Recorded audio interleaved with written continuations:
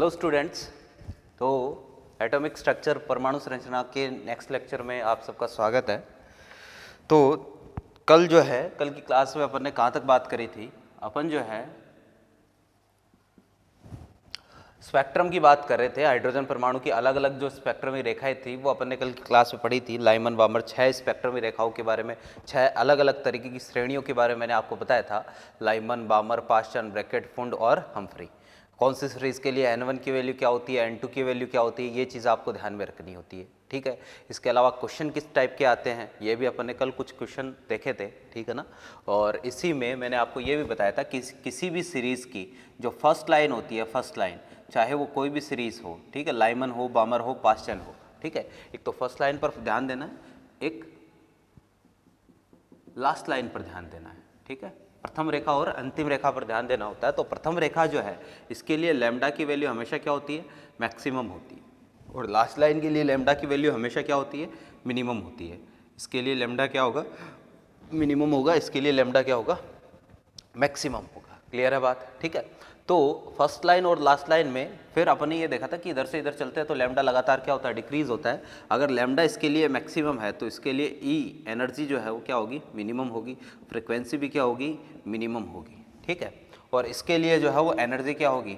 Maximum होगी। और इसके लिए जो है वो फ्रिक्वेंसी भी क्या होगी? मैक्सिमम होगी। तो क्वेश्चन जो है वो आपको ये भी बोल सकता है कि भाई अधिकतम तरंग दैर्घ्य वाली लाइन, तो अधिकतम या दीर्घतम तरंग दैर्घ्य वाली लाइन कौन सी होती है? फर्स्ट लाइन, है ना। ये जो है वो अपने पास दीर्घतम तरंग दैर्घ्य वाली रेखा। तो दीर्घतम तरंग दैर्घ्य वाली रेखा का मतलब जो है आज के बाद जब भी आए तो दीर्घतम तरंग दैर्घ्य वाली रेखा का मतलब क्या होगा कि ये ज़रूर फर्स्ट लाइन की बात कर रहा है, ये उस सीरीज की प्रथम रेखा की बात कर रहा है। और लैम्डा मिनिमम का मतलब ये होता है कि वहाँ ये लघुत्तम, दीर्घतम और ये लघुत्तम होता है। शायद हिंदी में जो है वो मिनिमम को शायद लघुत्तम बोलते हैं, कंफर्म नहीं है, लेकिन न्यूनतम बोल देता हूँ मैं यहाँ पर। न्यूनतम तरंग दैर्घ्य वाली लाइन, तरंग दैर्घ्य वाली रेखा। ठीक है ना। तो जब भी न्यूनतम तरंग दैर्घ्य वाली रेखा बोले तो समझ जाना कि लास्ट लाइन के बारे में इंडिकेशन दे रहा है। और जब भी अधिकतम या दीर्घतम तरंग दैर्घ्य वाली रेखा बोले तो समझ जाना कि वो फर्स्ट लाइन के बारे में आपसे बोलना चाहता है। क्लियर है बात? तो ये चीज़ें अपन ने देख ली। लैम्डा मैक्सिमम, ई मिनिमम, न्यू मिनिमम, और वहाँ ई और न्यू दोनों मैक्सिमम होंगे। ठीक है। तो अब इस पर अपन को करना है क्वेश्चन। ठीक है। एक क्वेश्चन तो अपन ने कल की क्लास में देखा था, लास्ट में जाते जाते एक क्वेश्चन देखा था। अब इसी को अपन थोड़ा सा क्या करते हैं भैया, आगे बढ़ाते हैं। तो देखो क्वेश्चन अपना है कि आपको ये बोल दिया कि हाइड्रोजन परमाणु की या हाइड्रोजन परमाणु में बामर श्रेणी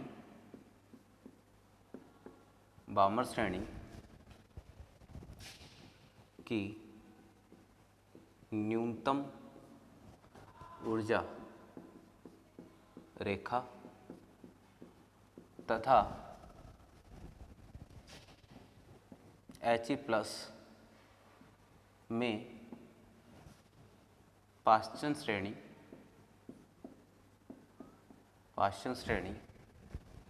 की अधिकतम ऊर्जा रेखाओं की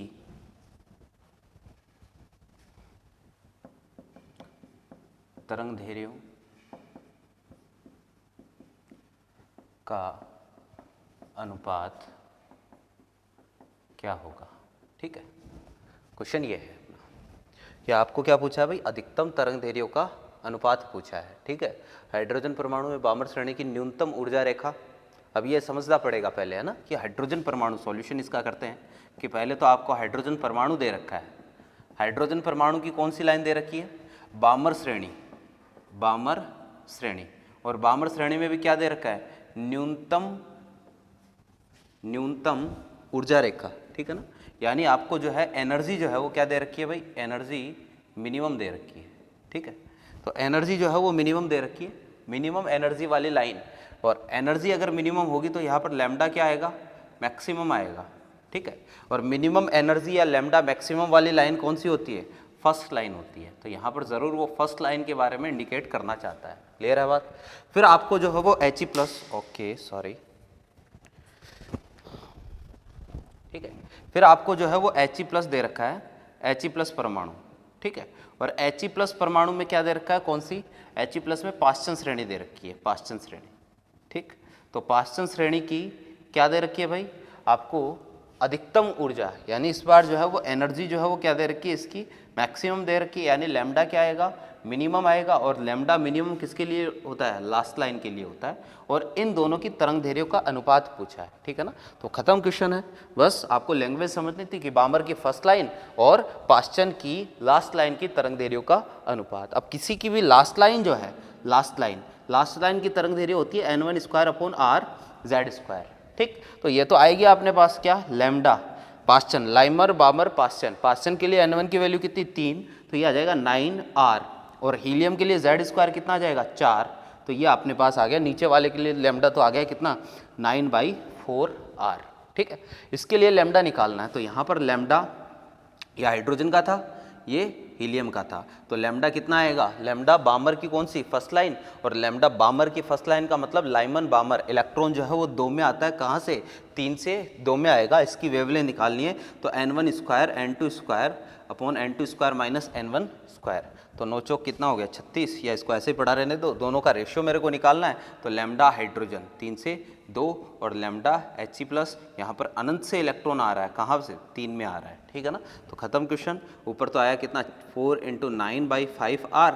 और नीचे डिवाइड करके इसको सॉल्व करोगे तो 4r जो है वो कहाँ चला जाएगा? ऊपर चला जाएगा। ये तो हुआ r से r कैंसिल, 9 से 9 क्या हो गया? कैंसिल हो गया। तो 16/5, ये लो जी, ये उत्तर आ गया अपना, ये आंसर आ गया 16/5, ठीक है ना। तो इस तरह का क्वेश्चन अगर आए आपको तो आपको क्या करना है? आप एक एक चीज़ को सिस्टमेटिक ढंग से लिख लो। जो भी क्वेश्चन में गिवन है उसको ध्यान से लिख लो, ठीक है ना। अपन जो है एक बार क्वेश्चन को समझने लग गए तो स्पीड जो है वो धीरे धीरे अपने आप बन जाएगी। तो हाइड्रोजन परमाणु, लैम्डा जो है जो चीज़ दे रखी है आपको क्वेश्चन में, लैंग्वेज को पकड़ लो। लैंग्वेज को पकड़ लोगे तो चीज़ें समझ में आ जाएगी, क्वेश्चन आराम से सॉल्व हो जाएगा, ठीक है ना। तो इस तरह के क्वेश्चन जो है वो आपसे पूछ सकता है। एक क्वेश्चन और लेते हैं अपन यहाँ पर, देखना ज़रा, इसको मिटा रहा हूं, एक क्वेश्चन और ले रहा हूं, इसी के जैसा है।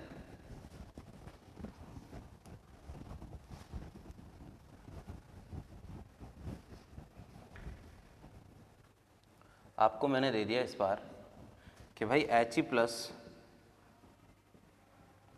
प्लस में बामर की दीर्घतम तरंगदैर्घ्य वाली रेखा तथा, ध्यान से समझना, Li+2 में ब्रैकेट की न्यूनतम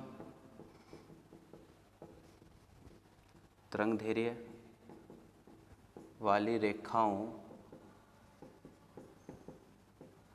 की ऊर्जाओं का अनुपात क्या होगा, ठीक है ना। तो रेशियो वाला क्वेश्चन जो है वो ही यहाँ से बनता है ना। अच्छा क्वेश्चन अगर बनाए तो रेशियो वाला क्वेश्चन जो है वो बना सकता है। सिंपल क्वेश्चन में तो आपको डायरेक्टली जो है वेवलेंथ पूछ सकता है कि अधिकतम तरंगदैर्घ्य वाली रेखा की तरंगदैर्घ्य कितनी होगी या न्यूनतम ऊर्जा वाली रेखा की तरंगदैर्घ्य कितनी होगी। तो सिंपल क्वेश्चन में तो डायरेक्टली आपसे पूछ सकता है। अगर थोड़ा सा और अच्छा करे क्वेश्चन तो आपको जो है वो यहाँ पर रेशियो पूछ सकता है। तो पहला क्वेश्चन जो है यहाँ पर आपको दे रखा है, जो चीज़ें दे रखी है इसको सॉल्व करते हैं, देखना ज़रा। जो चीज़ें आपको दे रखी है उसको अपन लिख लेते हैं पहले तो, है ना। He प्लस, तो He प्लस में तो आपको क्या दे रखा है भाई? बामर श्रेणी, ठीक है, बामर श्रेणी। और बामर श्रेणी की कौन सी? दीर्घतम तरंगदैर्घ्य वाली रेखा। इसके लिए दीर्घतम तरंगदैर्घ्य। अब दीर्घतम तरंगदैर्घ्य का मतलब क्या हो गया भाई? दीर्घतम तरंगदैर्घ्य का मतलब लैम्डा की वैल्यू मैक्सिमम। और लैम्डा मैक्सिमम कौन सी लाइन के लिए आता है? ये आता है भाई फर्स्ट लाइन के लिए आता है। लैम्डा की वैल्यू मैक्सिमम प्रथम रेखा के लिए लैम्डा की वैल्यू मैक्सिमम आती है, फर्स्ट लाइन के लिए मैक्सिमम आती है, ठीक। तो यहाँ पर तो आपको लैम्डा की वैल्यू फर्स्ट लाइन के लिए पूछ रहा है, लैम्डा निकाल लेते हैं, तो लैम्डा He प्लस, ठीक है। और बामर की प्रथम रेखा, ठीक है, बामर की प्रथम रेखा लाइमन बामर, यानी n1 की वैल्यू 2, 3 से 2 में आएगी, n1 square n2 square upon 5r, और z स्क्वायर कितना हो जाएगा इसके लिए, He प्लस के लिए 4, तो 4 से 4 क्या हो गया, कैंसिल, यानी ये आएगा 5/9/5r, ठीक। फिर दूसरा आपको दे रखा भैया Li प्लस 2, तो Li प्लस 2 में आपको क्या दे रखा है, ब्रैकेट की न्यूनतम तरंग दैर्घ्य वाली रेखा, और न्यूनतम तरंग दैर्घ्य वाली रेखा का मतलब ब्रैकेट श्रेणी दे रखी है पहले तो ब्रैकेट श्रेणी, और ब्रैकेट श्रेणी की न्यूनतम तरंग दैर्घ्य, तो न्यूनतम तरंग दैर्घ्य, ठीक, तो न्यूनतम तरंग दैर्घ्य, और यानी लैम्डा मिनिमम, और लैम्डा मिनिमम किस लाइन के लिए आता है, लास्ट लाइन के लिए आता है, लास्ट लाइन, अंतिम रेखा के लिए आता है, ठीक है ना। तो यानी आपको Li प्लस 2 की अंतिम रेखा पूछी है, बामर की ब्रैकेट की अंतिम रेखा, तो क्या होती है अंतिम रेखा की तरंग दैर्घ्य, किसी के लिए भी अंतिम रेखा की तरंग दैर्घ्य, लाइमन बामर पास्चन ब्रैकेट, n1 की वैल्यू कितनी 4, Li प्लस 2, ठीक है। तो अंतिम रेखा की तरंग दैर्घ्य n1 square by r z square, तो n1 स्क्वायर कितना हो जाएगा 16 बाई r, z स्क्वायर कितना हो जाएगा 9, तो ये आया 16/9r, ठीक है। तो दोनों की तरंग दैर्घ्य अपन ने निकाल ली। अब आपसे पूछा क्या है, आपसे पूछा है इनकी ऊर्जाओं का अनुपात पूछा है, ठीक है ना, ऊर्जाओं का अनुपात पूछा है, आपको वेवलेंथ का अनुपात नहीं पूछा। अपन एक काम करते हैं, वेवलेंथ का रेशियो तो निकाल लेते हैं, ये He प्लस के लिए और ये जो है वो Li प्लस 2 के लिए, तो वेवलेंथ का तो 9/5r, और वो जाएगा ऊपर तो 9r/16, r से r क्या हो गया, कैंसिल हो गया, और ये कितना आ गया 81, ठीक है, डिवाइड बाय 80, ठीक है, ठीक। तो ये अपने पास आया 81/80, लेकिन ये आंसर नहीं है, आंसर आपको पूछा है ऊर्जाओं का अनुपात, आपको तरंग दैर्घ्यों का अनुपात नहीं पूछा है। तो एक चीज अपन को पता है कि लैम्डा और एनर्जी, इन दोनों में रिलेशन कैसा होता है भैया, इन्वर्सली प्रोपोर्शनल का रिलेशन होता है, दोनों एक दूसरे के अपोजिट चलते हैं। तो अगर तरंग दैर्घ्यों का अनुपात 81:80 आया है, तो इसका मतलब ऊर्जाओं का अनुपात, आंसर क्या होगा, ऊर्जाओं का अनुपात, है ना। तो ऊर्जाओं का अनुपात क्या आएगा अपने पास, इसका उल्टा आएगा 80/81, this will be the ratio of energies, ये अपना आंसर होगा 80/81, है ना।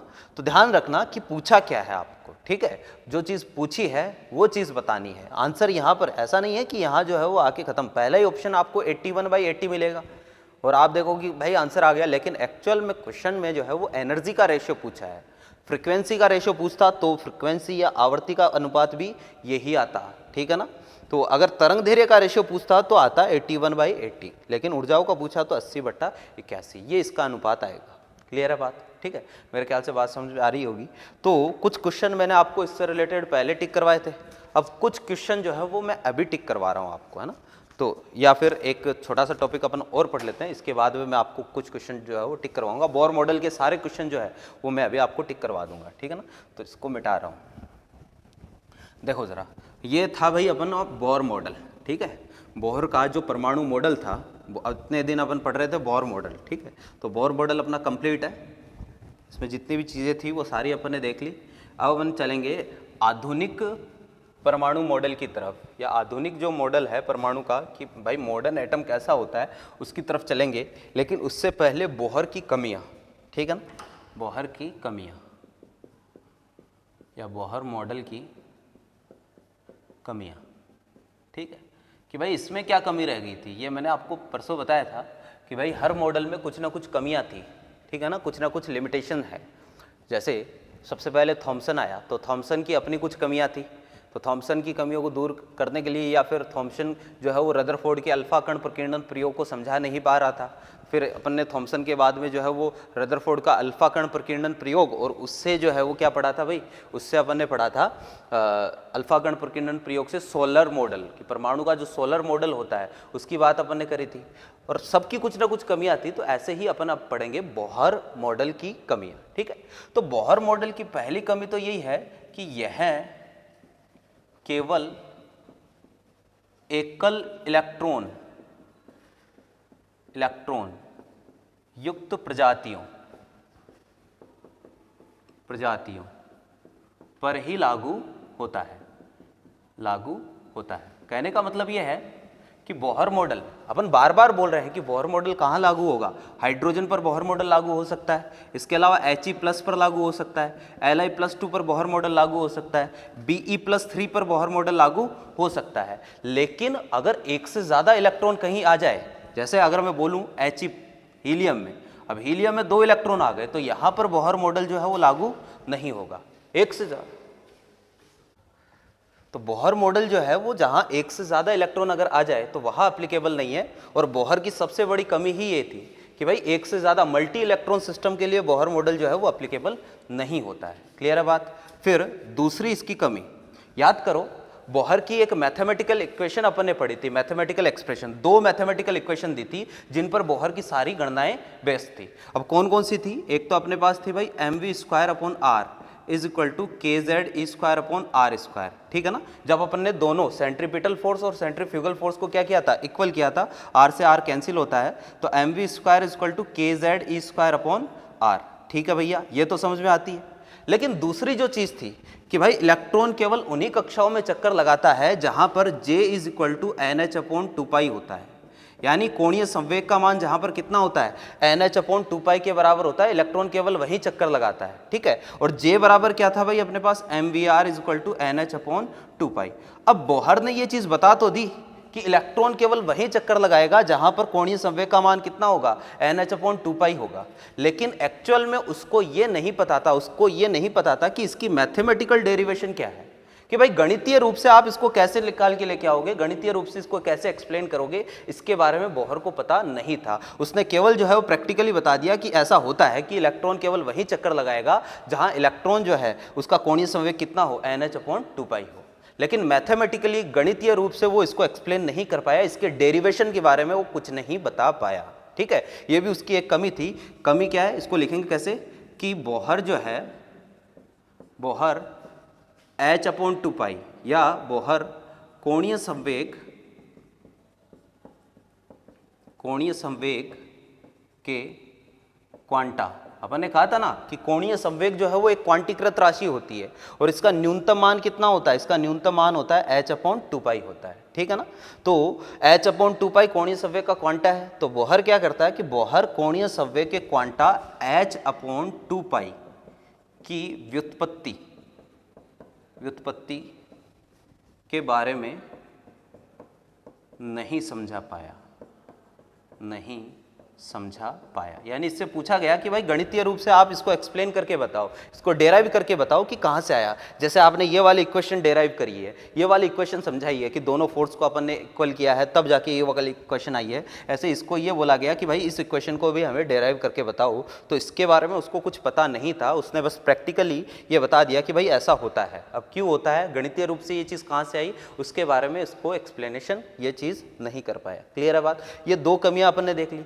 फिर इसके बाद में तीसरी जो बोहर की कमी है, ठीक है, तीसरी लिमिटेशन उसकी ये है कि बोहर ने फिजिक्स की 2 थ्योरीज को, ठीक है, 2 थ्योरीज कौन कौन सी थी, एक तो उसने क्या किया भाई क्वांटम फिजिक्स, ठीक है ना, क्वांटम थ्योरी, क्वांटम फिजिक्स, ठीक है, और दूसरी जो है वो वेव, या इसको अपन बोलते हैं तरंग यांत्रिकी, वेव मैकेनिक्स, है ना, तरंग यांत्रिकी, ठीक है, या क्वांटम फिजिक्स और दूसरा वेव मैकेनिक्स, ठीक है। इन दोनों को उसने क्या कर दिया भाई, मिक्स कर दिया, क्वांटम फिजिक्स और वेव मैकेनिक्स, इन दोनों को बिना किसी उसने एग्जैक्ट एक्सप्लेनेशन के क्या कर दिया भाई, मिक्स कर दिया ना। कणीय यांत्रिकी, कणीय भौतिकी और जो है दूसरा अपने पास तरंग भौतिकी, तरंग यांत्रिकी, इन दोनों को बिना किसी स्पष्ट एक्सप्लेनेशन के उसने क्या कर दिया, मिक्स कर दिया, जो कि सही नहीं था कि भाई आखिर मिक्स क्यों कर दिया, है ना। मिक्स करने के बाद ही इसने ये माना था कि भाई ये सारी चीज़ें होती है, लेकिन इसके बारे में वो क्लियरली कुछ बोल नहीं पाया कि आखिर जो है वो दोनों को अपन मिक्स कैसे कर सकते हैं, ठीक है। फिर इसके बाद में चौथी कमी, बहुत सारी कमी है भाई इसमें, है ना। चौथी कमी आपको ध्यान में रखनी है, डायरेक्टली क्वेश्चन आता है कि भाई होता क्या है कि अपन ने स्पेक्ट्रम पढ़ा। अब बोहर मॉडल तो केवल एकल परमाणुक, एकल इलेक्ट्रॉनिक युक्त प्रजातियों पर ही लागू होता है, एक इलेक्ट्रॉन जिनमें है केवल उनमें ही लागू होता है, एक से ज़्यादा इलेक्ट्रॉन अगर किसी में आ जाए तो वहाँ पर बोहर मॉडल लागू होता ही नहीं है, ठीक है। अब देखो कि जो अपने पास चौथा पॉइंट है, चौथा पॉइंट ये है कि ये देखा गया कि जब कोई स्पेक्ट्रमी लाइन है, कोई भी स्पेक्ट्रमी लाइन है, जैसे मान लो आप स्पेक्ट्रम बना रहे हो, ये व्हाइट लाइट है अपने पास, ठीक है, ये व्हाइट लाइट है, तो व्हाइट लाइट को प्रिज्म में से पास करवाया, ठीक है, तो जैसे ही प्रिज्म में से पास करवाया तो स्क्रीन पर जो है वो आपको 7 अलग अलग जो है वो स्पेक्ट्रमी लाइनें क्या होगी, दिखाई देगी। क्लियर है बात? तो 7 स्पेक्ट्रमी लाइनें अपन को स्क्रीन पर दिखाई दी। अब इनको अपन ने बोला स्पेक्ट्रम, ऐसे 7 लाइनें अलग अलग कलर की विबज्योर में दिखाई दे गई, ठीक है। अब ये देखा गया कि अगर अपन क्या करते हैं, इसके ऊपर इलेक्ट्रिक फील्ड लगा देते हैं, ठीक है, या मैग्नेटिक फील्ड लगा देते हैं, ठीक है, विद्युत क्षेत्र या चुंबकीय क्षेत्र अगर स्पेक्ट्रमी लाइनों के आसपास अप्लाई कर दिया जाए, ठीक है, तो इस केस में क्या होता है कि ये जो स्पेक्ट्रमी लाइन है ये टूट जाती है, स्प्लिट हो जाती है जगह जगह से, ठीक है ना, ऐसे टूट जाती है, विखंडित हो जाती है। तो इसका क्या रीजन है, ठीक है, इसको वो नहीं समझा पाया कि आखिर विद्युत क्षेत्र या चुंबकीय क्षेत्र की उपस्थिति में स्पेक्ट्रमी लाइनें क्यों विखंडित हो जाती है, क्यों टूट जाती है, ठीक है ना। इसको बोलते हैं टूटना या विखंडित होना या बिखरना। ये जो वर्ड है इसके लिए एक शब्द काम में लेते हैं अपन, विपाटन, ठीक है ना। तो अगर चुंबकीय क्षेत्र में, ध्यान से, चुंबकीय क्षेत्र में स्पेक्ट्रमी रेखाओं का विपाटन, ठीक है, ध्यान से देखना कि अगर चुंबकीय क्षेत्र में स्पेक्ट्रमी रेखाएं टूटती है, स्पेक्ट्रमी रेखाओं का विपाटन होता है, ठीक है, तो इस घटना को अपन बोलते हैं जीमैन इफेक्ट या जीमान प्रभाव। ध्यान से, है ना, क्वेश्चन डायरेक्टली आता है भाई जीमान प्रभाव क्या होता है, जीमान प्रभाव, ठीक है। तो जीमान प्रभाव का मतलब होता है चुंबकीय क्षेत्र में स्पेक्ट्रमी रेखाओं का विपाटन, जीमान प्रभाव।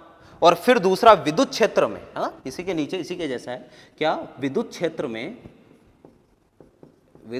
में स्पेक्ट्रमी रेखाओं का विपाटन, स्पेक्ट्रमी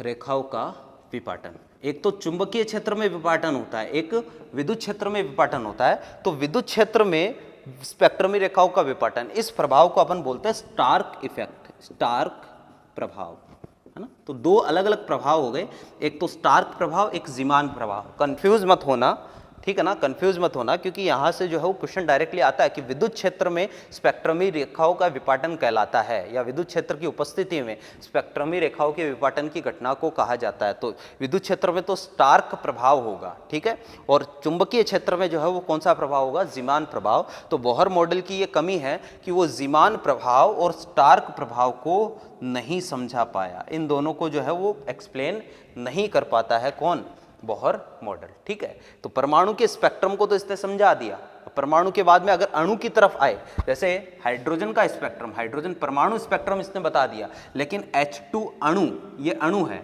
तो अणु के स्पेक्ट्रम के बारे में भी ये एक्सप्लेन नहीं कर पाता है। ये इसकी बहुत सारी लिमिटेशंस है। अब इनमें से जो कुछ लिमिटेशंस है इनको आगे दूर किया जाता है, या इनमें से जो इनकी जो लिमिटेशन है बोहर मॉडल की, इनको दूर किया जाता है। भाई जो आधुनिक मॉडल अपन पढ़ते हैं, और आधुनिक परमाणु का आधुनिक मॉडल जो है उसको अपन बोलते हैं तरंग यांत्रिकी सिद्धांत। क्या बोलते हैं, तरंग यांत्रिकी सिद्धांत। परमाणु संरचना को समझाने के लिए या परमाणु संरचना को समझने के लिए जो परमाणु का आधुनिक मॉडल है, क्या नाम है उसका, तरंग यांत्रिकी सिद्धांत, उसको अपन काम में लेते हैं। क्लियर है बात? तो अपन चल रहे हैं परमाणु का आधुनिक मॉडल की तरफ, जिसको क्या बोला अपन ने, तरंग यांत्रिकी सिद्धांत बोला है, ठीक है ना। तो ये बोहर मॉडल की कमियां, उम्मीद करते हैं आपने अच्छे से इसको नोट किया होगा, आप इसको नोट करें, ठीक है ना, क्योंकि डायरेक्टली जो है वो यहाँ से बोहर मॉडल की कमियों से क्वेश्चन आता है, ठीक है। फिर देखो नेक्स्ट जो अपना टॉपिक है, अपन उसकी तरफ चल रहे हैं। अब अपन ये पढ़ेंगे कि भाई बोहर की कमियां, बोहर में भी कुछ कमियां हैं, ठीक है। अब इन कमियों को दूर करने के लिए, या जो आज का जो परमाणु है, ठीक है, जो आज अपन मॉडर्न एटम पढ़ते हैं कि भाई चलो नाभिक के चारों ओर परमाणु में नाभिक होता है, नाभिक में प्रोटॉन और न्यूट्रॉन होते हैं, और उसके चारों ओर जो है वो इलेक्ट्रॉन क्या करता है, चक्कर लगाता है, ठीक है। तो जो मॉडर्न एटम है, अपन उसी मॉडर्न एटम की तरफ चल रहे हैं। मॉडर्न एटम की बात करेंगे कि आधुनिक परमाणु जो है वो कैसा होता है एक्चुअल में, ठीक है ना। तो देखना जरा, अपना है तरंग यांत्रिकी सिद्धांत, ठीक है। इसको इंग्लिश में अपन बोलेंगे वेव मैकेनिकल मॉडल, ठीक है। अब देखना कि आधुनिक परमाणु जो है, मॉडर्न एटम जो है, या वेव मैकेनिकल मॉडल जो होता है, क्या होता है कि इसमें जो अलग अलग परमाणु मॉडल है उनकी कमियों को दूर किया जाता है, दूर किया गया, और उनकी कमियों को दूर करने के बाद जो मॉडल बना है उसको अपन बोलते हैं वेव मैकेनिकल मॉडल। ठीक है, अब ये जो वेव मैकेनिकल मॉडल होता है ये खुद 3 अलग अलग थ्योरीज पर बेस्ड है। यानी अगर वेव मैकेनिकल मॉडल पढ़ना है अपन को, तरंग यांत्रिकी सिद्धांत अपन को पढ़ना है, परमाणु का तरंग यांत्रिकी सिद्धांत अपन को पढ़ना है, तो इसको पढ़ने के लिए अपन को क्या करना पड़ेगा भाई, 3 अलग अलग थ्योरीज पढ़नी है। ठीक है, तो तीनों थ्योरीज अपन पढ़ लेंगे तो वो ही तरंग यांत्रिकी सिद्धांत है। यानी अपन बोल सकते हैं कि तरंग यांत्रिकी सिद्धांत में 3 अलग अलग थ्योरीज इंक्लूड है। सबसे पहला है इसमें डी ब्रॉगली का द्वैत प्रकृति सिद्धांत। ठीक है, ये पहली इसमें थ्योरी है, डी ब्रॉगली की द्वैत प्रकृति थ्योरी। ठीक है, या डी ब्रॉगली का द्वैत प्रकृति सिद्धांत, ये वेव मॉडल का पहला जो है वो पॉइंट है जो अपन पढ़ेंगे। दूसरा जो है इसी में आता है हाइजेनबर्ग का अनिश्चितता सिद्धांत, ये दूसरा है हाइजेनबर्ग का अनिश्चितता सिद्धांत। ठीक है ना, कि हाइजेनबर्ग जो है उसका अनिश्चितता सिद्धांत अपन पढ़ेंगे। ठीक है, और इन दोनों से, और तीसरा जो इसमें आता है वो आता है भाई श्रोडिंगर तरंग समीकरण। ठीक है, तीसरा अपने पास है श्रोडिंगर तरंग समीकरण। तो 3 चीज़ें आती है वेव मैकेनिकल मॉडल में। ठीक है ना, इसको अगर समझना है तो ये तीनों चीज़ें अपन को समझनी पड़ेगी। कौन कौन सी है? डी ब्रॉगली का द्वैत प्रकृति सिद्धांत, हाइजेनबर्ग का अनिश्चितता सिद्धांत, श्रोडिंगर तरंग समीकरण। अगर ये तीनों अपन ने पढ़ ली तो यहाँ से क्लियर हो जाएगा कि आज जो परमाणु पढ़ते हैं वो एक्चुअल में कैसा है। ठीक है, तो आपको क्वेश्चन बोल सकता है कि क्वेश्चन ये पूछ सकता है कि तरंग यांत्रिकी सिद्धांत में निम्न में से कौन सा सम्मिलित है या निम्न में से कौन सा तरंग यांत्रिकी सिद्धांत में सम्मिलित नहीं है। तो तरंग यांत्रिकी सिद्धांत में 3 चीजें आती है, डी ब्रॉगली द्वैत प्रकृति सिद्धांत, इनको इंग्लिश में भी रख देता हूं, dual nature, de Broglie's dual nature principle. ठीक है, ये तो अपना पहला हो गया। दूसरा हाइजेनबर्ग का अनिश्चितता सिद्धांत, तो हाइजेनबर्ग अनसर्टिनिटी प्रिंसिपल या अनसर्टिनिटी थ्योरी। ठीक है, फिर तीसरा जो है वो अपने पास है श्रोडिंगर वेव इक्वेशन। ठीक है, ये 3 चीजें अपने पास, और इन 3 चीजों को अपन बारी बारी करके पढ़ेंगे। सबसे पहले अपन पढ़ लेते हैं डी ब्रॉगली का द्वैत प्रकृति सिद्धांत। ठीक है ना, तो देखो जरा, तरंग यांत्रिकी मॉडल अपन पढ़ने जा रहे हैं और इसमें सबसे पहले आता है डी ब्रॉगली। ठीक है, 3 चीजें तरंग यांत्रिकी सिद्धांत में आती है, उनमें से पहला डी ब्रॉगली। देखो जरा डी ब्रॉगली क्या होता है। डी ब्रॉगली का द्वैत प्रकृति सिद्धांत, इसको समझने की कोशिश करना। ठीक है भाई, देखो द्वैत प्रकृति ये वर्ड पहले भी अपन ने कहीं पढ़ा है। कहाँ पढ़ा है भाई, याद करो, मैंने आपको बताया था विद्युत चुंबकीय तरंगों की द्वैत प्रकृति। ठीक, वहां पर अपन ने द्वैत प्रकृति के बारे में पढ़ा था। तो द्वैत प्रकृति का मतलब क्या होता है कि विद्युत चुंबकीय तरंगे, कुछ घटनाएं ऐसी होती है जहां पर विद्युत चुंबकीय तरंगे जो है वो कण की भांति व्यवहार करती है। ठीक है, और कुछ घटनाएं ऐसी होती है जहां पर विद्युत चुंबकीय तरंगे जो है वो तरंग की भांति व्यवहार करती है। तो ये जो द्वैत, 2 अलग अलग तरीके के व्यवहार है, 2 अलग अलग तरीके के बिहेवियर है, इसी को अपन क्या बोलते हैं, द्वैत प्रकृति बोलते हैं ना। जैसे प्रकाश विद्युत प्रभाव है, जैसे कृष्णिका विकिरण है, रमन प्रभाव है, इनको समझाने के लिए अपन को ये मानना पड़ता है कि प्रकाश जो है वो कण होता है, कण की तरह बिहेव कर रहा है। इसके अलावा व्यतिकरण, विवर्तन जैसी घटनाओं को समझाने के लिए अपन को ये मानना होता है कि प्रकाश वहाँ पर तरंग की भांति व्यवहार कर रहा है। ठीक है ना, तो ये द्वैत प्रकृति वर्ड अपन पहले पढ़ चुके हैं। ठीक है, तो जैसे अपन ने कहा कि इलेक्ट्रोमैग्नेटिक वेव जो है प्रकाश क्या है, एक इलेक्ट्रोमैग्नेटिक वेव ही है, विद्युत चुंबकीय तरंग ही है। तो जैसे विद्युत चुंबकीय तरंग जो होती है ये द्वैत प्रकृति प्रदर्शित करती है। कैसे कि भाई इसमें कणीय प्रकृति भी होती है, ठीक है, कभी ये कण की भांति व्यवहार करता है और कभी ये तरंग प्रकृति भी प्रदर्शित करता है, ठीक है, कभी कण की भांति व्यवहार करता है, कभी तरंग की भांति व्यवहार करता है, प्रकाश की बात करें तो, ठीक है। तो डी ब्रोगली ये कहता है कि ऐसे ही अपने पास कोई गतिशील कण है, कोई भी गतिशील कण, वो कण कुछ भी हो सकता है, ठीक है ना, कण कुछ भी हो सकता है, वो एक इलेक्ट्रॉन, प्रोटॉन, न्यूट्रॉन हो सकता है या फिर कोई परमाणु हो सकता है, या अगर बड़े रेफरेंस सिस्टम की बात करें जैसे पृथ्वी के सापेक्ष अपनी बॉडी भी क्या है, एक कण है, पार्टिकल है, पूरी पृथ्वी के सापेक्ष बात करें तो एक गाड़ी वो भी क्या है, एक पार्टिकल, ट्रेन वो भी क्या है, पार्टिकल, हवाई जहाज वो भी क्या है, पार्टिकल है, एक क्रिकेट की बॉल ये भी क्या है, एक पार्टिकल है, ठीक है ना। तो बड़े रेफरेंस सिस्टम के सापेक्ष जो है हर चीज़ एक पार्टिकल, कोई भी चीज़ आप जो है ये मार्कर जो है ये भी एक पार्टिकल है। तो डी ब्रोगली ये कहता है कि जैसे अपने पास प्रकाश जो है वो द्वैत प्रकृति प्रदर्शित करता है, कणीय प्रकृति और तरंग प्रकृति, ऐसे ही कोई गतिशील कण है, मैं किसकी बात कर रहा हूँ, मैं गतिशील कण की बात कर रहा हूँ जिसके पास कुछ वेलोसिटी है। तो कोई गतिशील कण है ये भी द्वैत प्रकृति प्रदर्शित करता है। एक तो कणीय प्रकृति तो इसके पास है ही है, कण में बोल रहा हूं तो कणीय प्रकृति तो है ही है, ठीक है। दूसरा इसके पास तरंग प्रकृति भी होती है, तरंग प्रकृति। अगर आप कण की बात करें, गतिशील कण की बात करें तो कण आप बोल रहे हो बार बार, कण का मतलब क्या है, जिसके पास मास है, ठीक है ना, जिसके पास कुछ द्रव्यमान है। तो गतिशील कण की बात करें तो इसके पास कुछ द्रव्यमान होगा, ठीक। तो ये कणीय प्रकृति तो प्रदर्शित करेगा ही करेगा, इसके अलावा तरंग प्रकृति भी प्रदर्शित करेगा, ठीक है ना। जैसे प्रकाश है, मान लो अगर अपन प्रकाश के पथ में खड़े हैं, प्रकाश के मार्ग में खड़े हैं, ठीक है ना, तो अपन को किसी प्रकार की कोई चोट नहीं लगती है ना। तो क्यों, क्योंकि अपन ये मान के चल रहे हैं कि वहाँ पर प्रकाश जो है वो तरंग की भांति व्यवहार कर रहा है, तरंग है तो तरंग के पास मास नहीं होगा, ठीक है।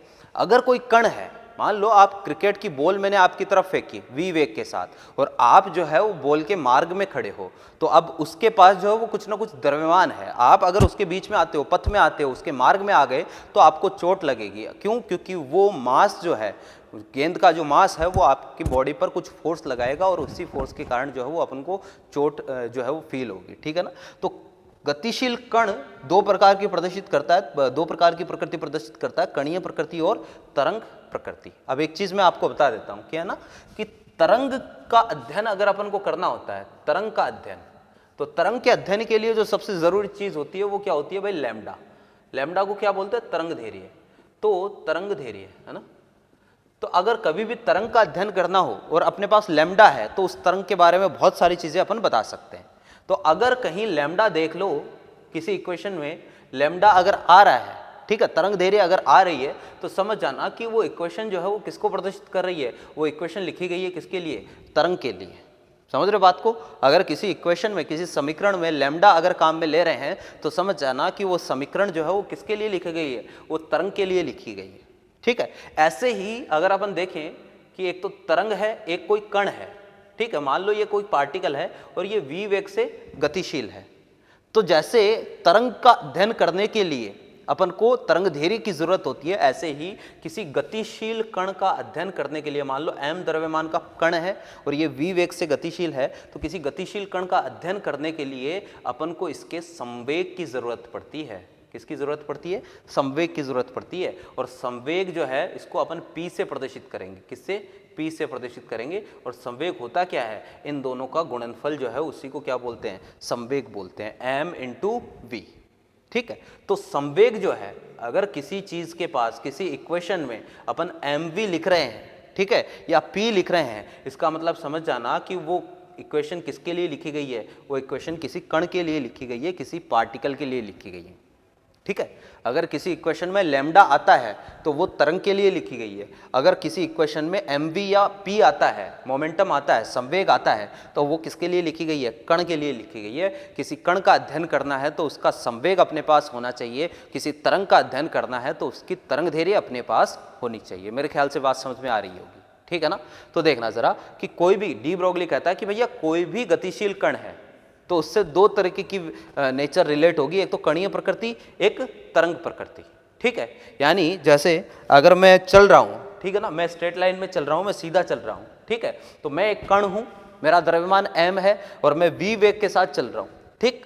तो डी ब्रोगली कहता है कि भाई आप चल रहे हो, ठीक है, आप एक पार्टिकल हो तो आपके पास कणीय प्रकृति तो है ही है, साथ में आपके पास तरंग प्रकृति भी है, यानी आप स्ट्रेट लाइन में चलते हुए दिख रहे हो, लेकिन वाकई में आप जो है वो कुछ इस पथ में चल रहे हो, यानी आप जो है वो तरंग बनाते हुए चल रहे हो। ये डी ब्रोगली का कहना है क्या कि भाई मैं चल रहा हूं लेकिन एक्चुअल में मेरे से रिलेटेड कुछ ना कुछ वेव जो है वो बन रही है, मेरे चलने के साथ ही वेव भी बन रही है, और वो वेव जो है यानी आप जो है वो सीधे नहीं चल रहे हो, आप ऐसे ऐसे ऐसे ऐसे करके चल रहे हो। अब ये चीज़ मानने वाली है क्या कि भाई मैं ऐसे ऐसे मैं चल रहा हूँ तो आपको ऐसे ऐसे दिख रहा है क्या कि भाई सर जो है वो ऐसे तरंग बना रहे हैं ना, भाई ऐसे दिखाई तो नहीं देता है। तो ऐसा लगा कि डी ब्रोगली झूठ बोल रहा है, लेकिन ये चीज़ वाकई में सही है, इसको अभी अपन प्रूव भी करेंगे। और अपन को वेव क्यों नहीं दिखाई देती है कि मेरे चलने के साथ जो वेव बन रही है वो दिखाई नहीं देती है, क्यों नहीं दिखाई देती है, इसकी बात अपन करेंगे, ठीक है। डी ब्रोगली कहता है कि कोई गाड़ी है, ठीक है, और ये गाड़ी जो है वो मान लो v स्पीड के साथ v वेग के साथ जो है वो चल रही है, इसका द्रव्यमान m है। अगर गाड़ी के मार्ग में आप खड़े होगे तो आपको चोट लग जाएगी, तो भाई इसका मतलब ये कणीय प्रकृति तो है ही है। तो अगर ये जो है वो सीधी गाड़ी चल रही है तो डी ब्रोगली कहता है नहीं नहीं, ये एकदम स्ट्रेट नहीं जा रही है, ये सीधी नहीं जा रही है, इसके साथ कुछ ना कुछ वेव रिलेटेड है, ये गाड़ी जो है वो तरंग बनाती हुई ऐसे ऐसे चल रही है। अब ये चीज़ को कैसे एक्सप्लेन करेंगे, ऐसे ही कोई क्रिकेट की बॉल है, अब बॉल को जो है वो अपन ने वी वेग से फेंका है, तो अगर वी वेग से बॉल को फेंक रहे हो, द्रव्यमान है तो कण तो है ही है, ठीक है। इसके साथ डी ब्रोगली कहता है कि नहीं नहीं, क्रिकेट की बॉल सीधी नहीं जा रही है, इससे कुछ वेव रिलेटेड है, ये जो है वो तरंग बनाते हुए चल रही है। यानी कोई भी कण है अगर वी वेग से गतिशील है तो कणीय प्रकृति तो उसके पास है ही है, साथ में तरंग प्रकृति भी प्रदर्शित करता है। अगर आपको इसको लिखना है तो आप कैसे लिखोगे कि डी ब्रोगली के अनुसार कोई भी गतिशील कण दो प्रकार की प्रकृति रखता है, एक तो कणीय प्रकृति, दूसरी तरंग प्रकृति, ठीक है। अब इस चीज़ को अपन समझने की कोशिश करते हैं कि आखिर ये चीज़ जो है वो सही है या गलत है। तो देखना ज़रा कि भाई कोई भी पार्टिकल है, ठीक है, कोई भी कण है, ठीक है। अब देखो ज़रा, या एक अपने पास तरंग है, ठीक है, तो किसी भी तरंग की जो ऊर्जा है या फोटोन की ऊर्जा, फोटोन क्या है, फोटोन को एक बार अपन अगर तरंग मान ले, ठीक है ना, तो फोटोन की ऊर्जा कितनी होती है, तो एक फोटोन की ऊर्जा जो है वो hc/λ, ठीक है ना। तरंग का मतलब क्या है, तरंग एनर्जी जो है वो किसके रूप में निकलती है, फोटोन के रूप में निकलती है, और फोटोन से रिलेटेड कुछ ना कुछ वेवलेंथ होती है। तो फोटोन जो है उसको अपन क्या मान रहे हैं, एक वेव मान रहे हैं। तो तरंग के लिए किसी भी तरंग की एनर्जी अपन ने पहले पढ़ी है, E = hc/λ होती है, ठीक है। आइंस्टीन, एक नाम सुना आपने, महान वैज्ञानिक थे, ठीक है, आइंस्टीन। तो आइंस्टीन ये कहते हैं कि भैया अगर आपको किसी भी कण की ऊर्जा निकालनी है तो E बराबर अपन क्या लगाएंगे, mc², ठीक है ना। अगर किसी कण, अगर कोई कण जो है वो प्रकाश के वेग से गति कर रहा है, ठीक है, और उसका द्रव्यमान m है, तो उससे कुल इतनी ऊर्जा जो है वो रिलेटेड होगी, E = mc²। ये आइंस्टीन का कहना है, ये किसका कहना है, ये अपन ने पहले प्लांक क्वांटम थ्योरी में पढ़ा है, E = hc/λ, ठीक।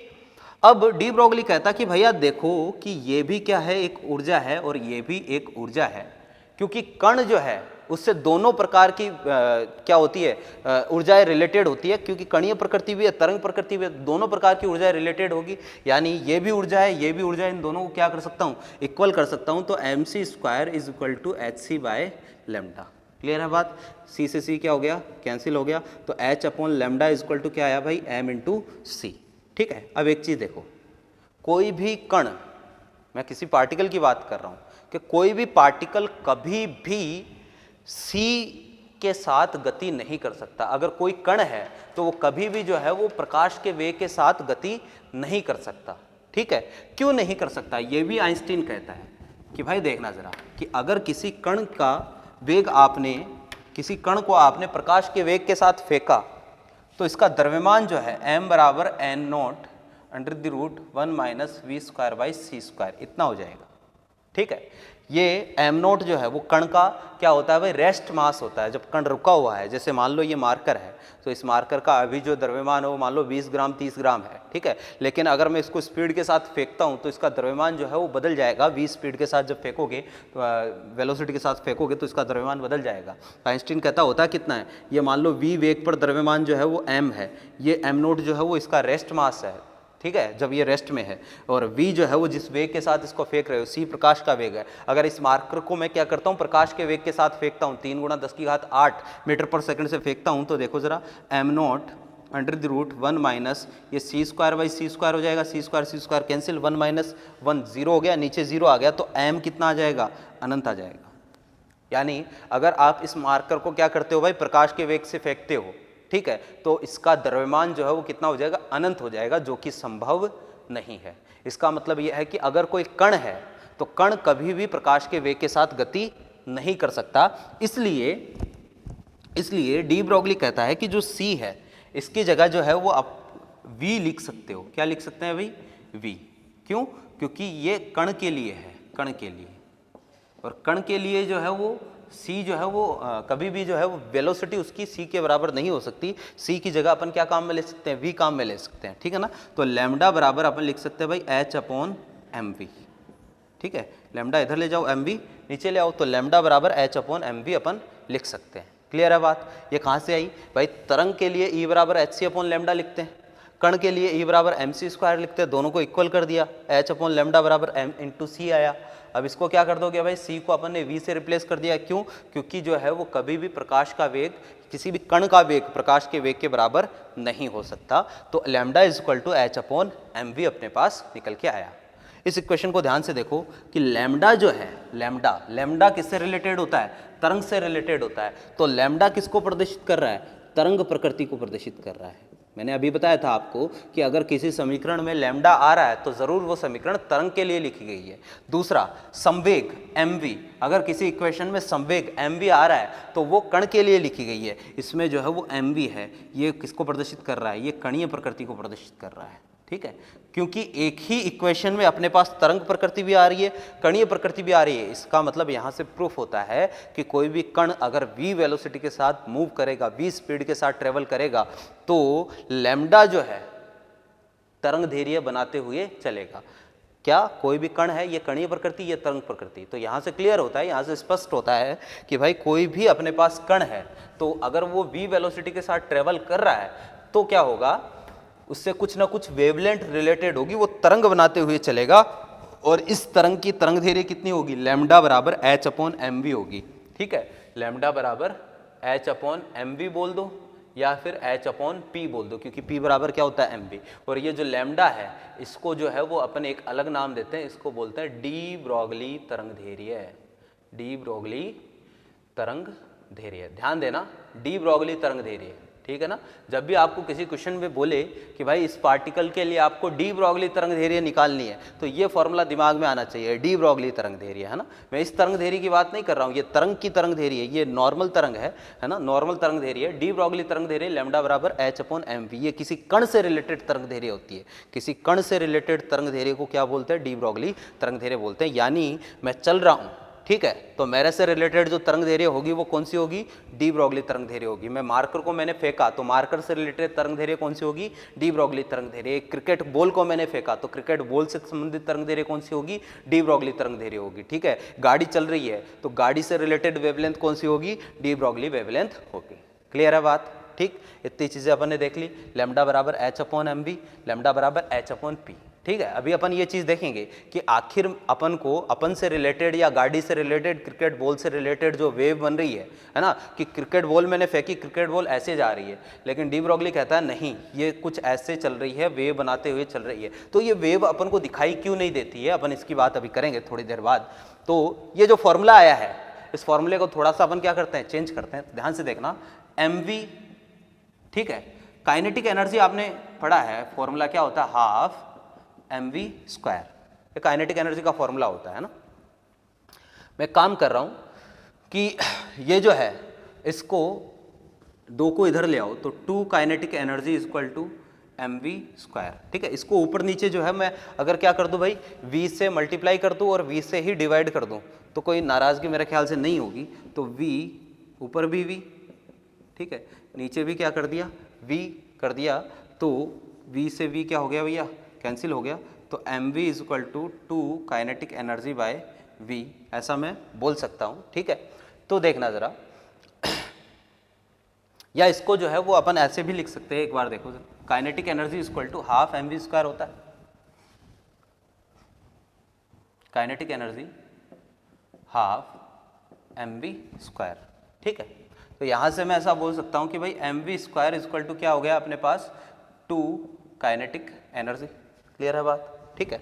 मैं अगर इसको ऊपर नीचे m से मल्टीप्लाई और m से डिवाइड कर दूं, तो मल्टीप्लाई करूंगा तो m स्क्वायर और डिवाइड करूंगा तो m आ जाएगा, ठीक। इस m को इधर ले जाओ तो अपने पास क्या आएगा, m square v square equal to 2m K ई।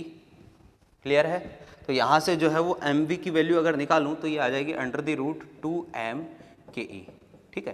तो देखना ज़रा कि एम वी की जगह मैं यहाँ पर क्या रख सकता हूँ, रूट 2m के ई रख सकता हूँ। तो ये किसके इक्वल आ जाएगा, h upon under the root 2m K ई, इसके भी इक्वल आ सकता है। क्लियर है बात। तो एक फॉर्मूला और आ गया अपने पास डी ब्रोगली तरंग दैर्ध्य का।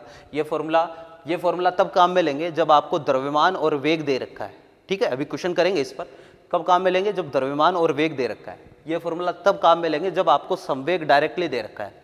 ये फॉर्मूला तब काम में लेंगे जब द्रव्यमान और गतिज ऊर्जा दोनों दे रखी है ना। के ई का मतलब क्या है, काइनेटिक एनर्जी, एम का मतलब द्रव्यमान, एच का मतलब प्लांक नियतांक। तो ये वाला फॉर्मूला तब काम में लेंगे जब गतिज ऊर्जा दे रखी है, ठीक है, और द्रव्यमान दे रखा है। एक और होता है कि मान लो विद्युत क्षेत्र में कोई आवेशित कण है Q, ठीक है, और ये क्या कर रहा है, V वोल्ट के विद्युत क्षेत्र में गति कर रहा है, V वोल्ट के विद्युत क्षेत्र में गति कर रहा है। तो इसकी काइनेटिक एनर्जी कितनी होती है, ये पहले मैंने आपको शुरू की क्लासों में बताया था। इसकी काइनेटिक एनर्जी दी जाती है QV से, Q इंटू वी से। Q चार्ज है, V वोल्टेज है, ठीक है ना। तो अगर काइनेटिक एनर्जी की वैल्यू रख दूं यहाँ पर, तो ये फॉर्मूला एक और बन जाएगा h upon under the root 2m Q into v. V जो है वो यहाँ पर वोल्टेज है, ठीक है। V क्या है भैया, वोल्टेज है, वेलोसिटी नहीं है। तो अगर आपको चार्ज, आवेश, द्रव्यमान और वोल्टेज दे रखा है, आवेश, द्रव्यमान और वोल्टेज दे रखा है, तो डी ब्रोगली वेवलेंथ के लिए ये वाला फॉर्मूला काम में लेंगे, ठीक है।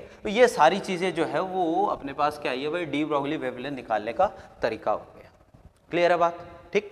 अब देखना जरा क्वेश्चन कैसे आएगा। एक क्वेश्चन करते हैं छोटा सा, इसको मिटा रहा हूं। जैसे मैंने आपको ये दे दिया कि भाई हाइड्रोजन परमाणु की प्रथम कक्षा में चक्कर लगाते हुए इलेक्ट्रॉन की डी ब्रोगली तरंगदैर्घ्य है,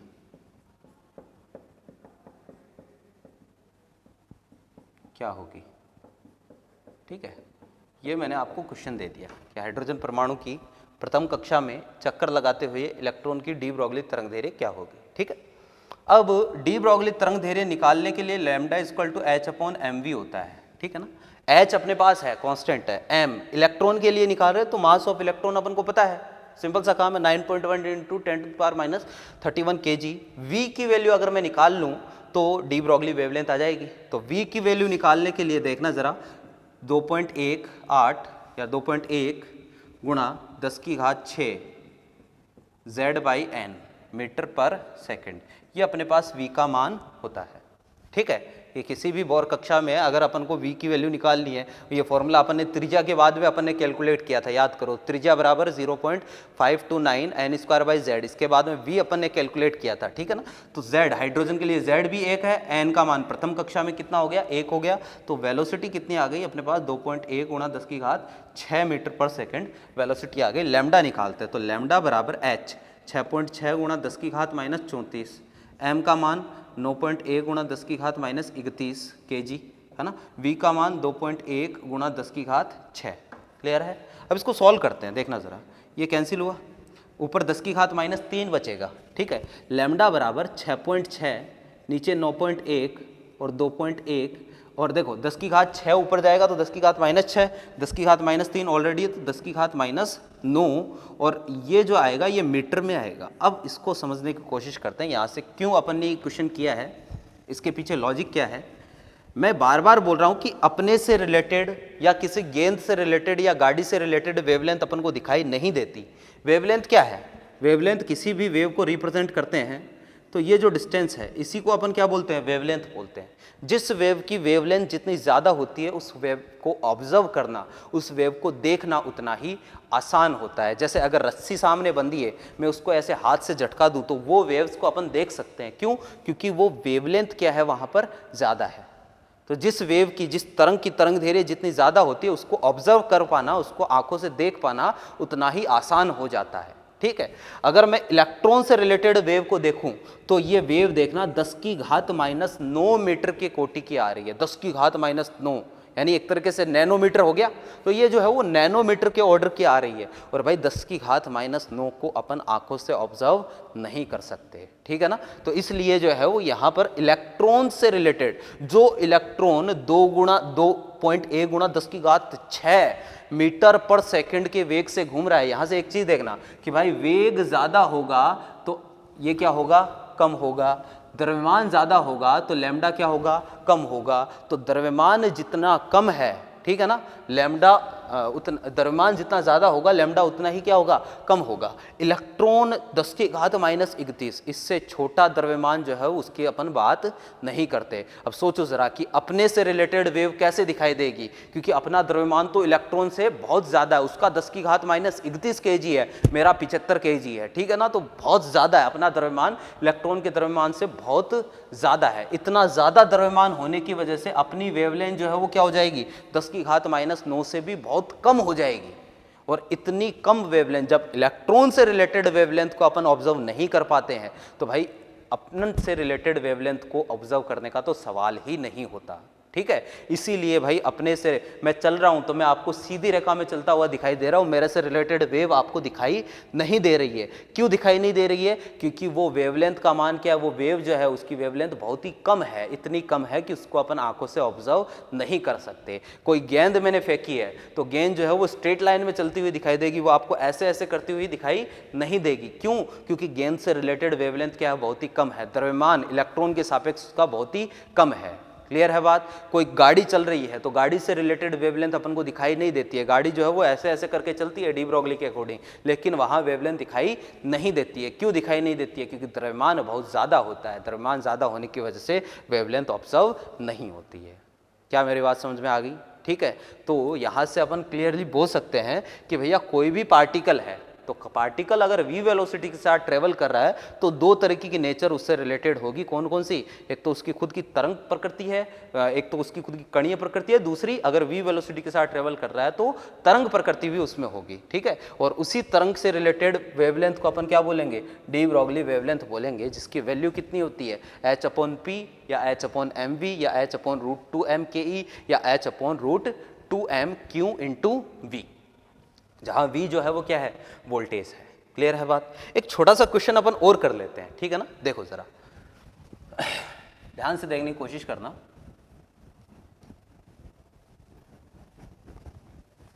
देखो मैं ये बोल देता हूं, एक 200 ग्राम की क्रिकेट गेंद को, ठीक है ना, 200 ग्राम की क्या है अपने पास, क्रिकेट की बॉल है।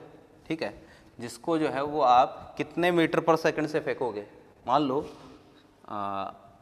50 मीटर या 20 मीटर पर सेकंड, बहुत ज़्यादा होता है 20 मीटर पर सेकंड, है ना, 20 मीटर पर सेकंड के वेग से फेंका जाता है, फेंका जाता है।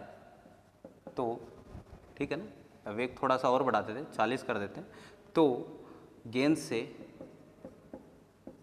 संबंधित तरंग दैर्घ्य क्या होगी? ठीक है, गेंद से संबंधित डी ब्रोगली तरंग दैर्घ्य क्या होगी? ठीक है, ये क्वेश्चन अपन को करना है कि गेंद से रिलेटेड वेवलेंथ अगर निकालनी हो जिसको 40 मीटर पर सेकंड, ठीक है, 40 मीटर पर सेकंड से अगर फेंकें तो वेवलेंथ कितनी होगी, ये चीज़ निकालनी है ध्यान से, है ना।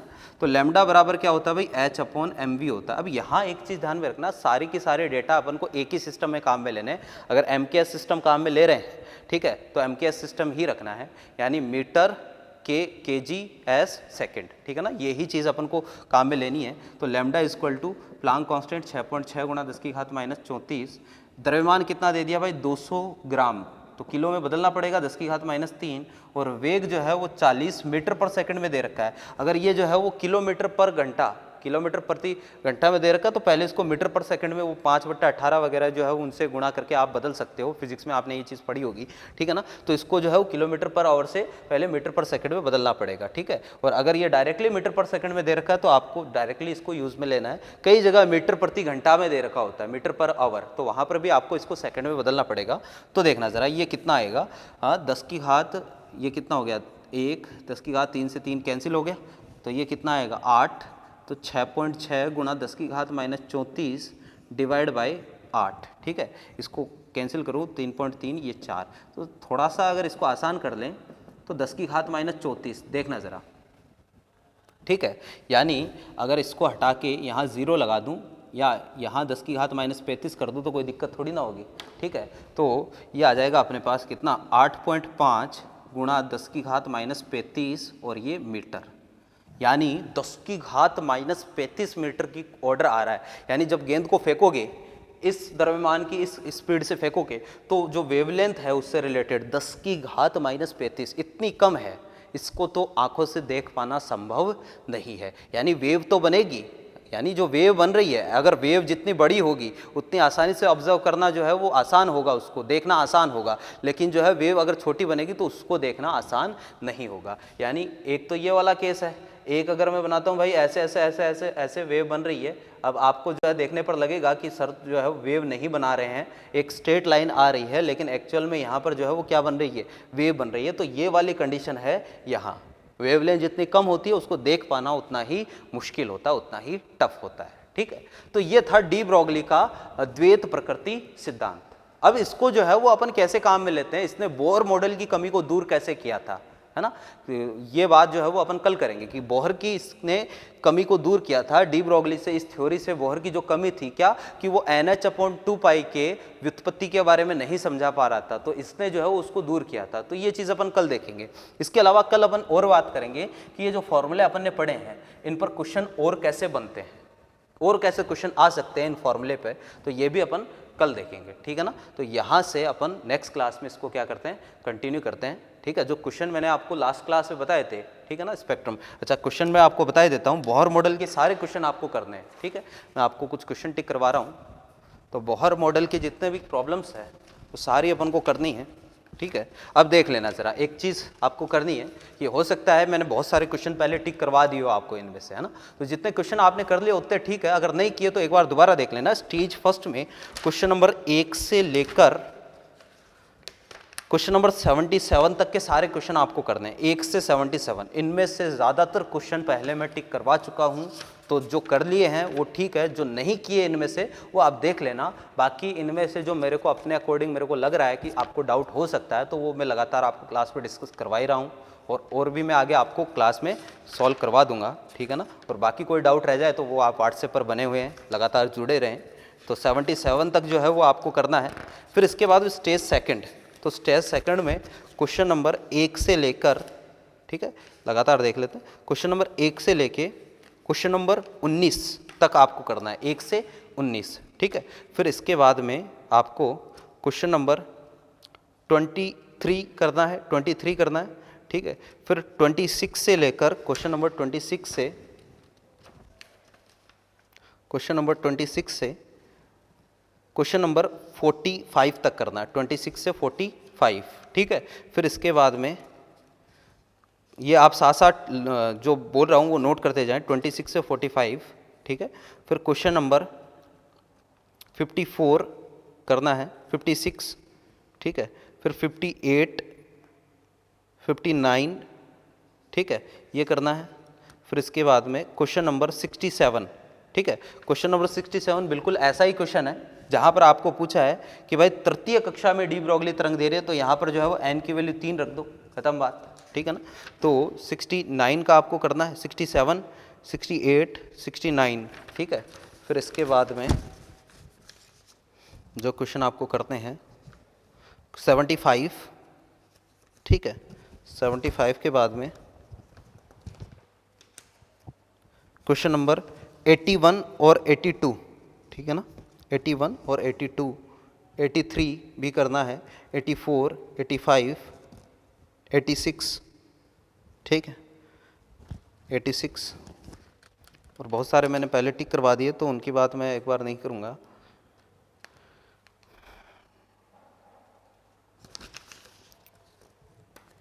फिर इसके बाद में क्वेश्चन नंबर 115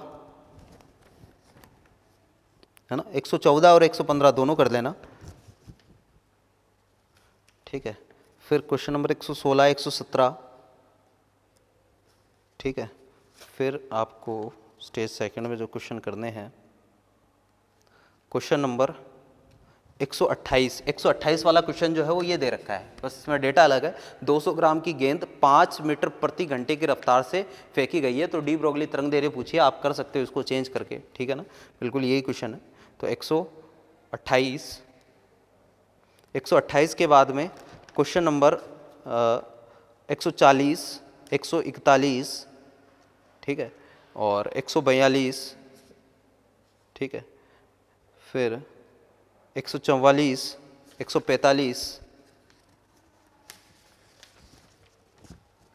148, बाकी क्वेश्चन जो है मैं टिक करवा चुका हूँ। फिर कुछ स्टेज सेकंड में 1, 2, 3 ये आपको करने, ठीक है। फिर इसके बाद में क्वेश्चन नंबर 11 आपको करना है, स्टेज थर्ड की बात कर रहा हूँ, 1, 2, 3 और क्वेश्चन नंबर 11, ठीक है। फिर क्वेश्चन नंबर 14 और 15 ये करने हैं, 17 करना है, 14, 15, 17, ठीक है। 20 पहले ही टिक करवा दिया था मैंने, 20 करना है, 21 करना है, ठीक है। स्टेज फोर्थ, तो स्टेज फोर्थ में जो क्वेश्चन आपको करने हैं, बहुत सारे क्वेश्चन तो पहले टिक करवा दिए थे मैंने, तो उनकी बात नहीं करेंगे। उनके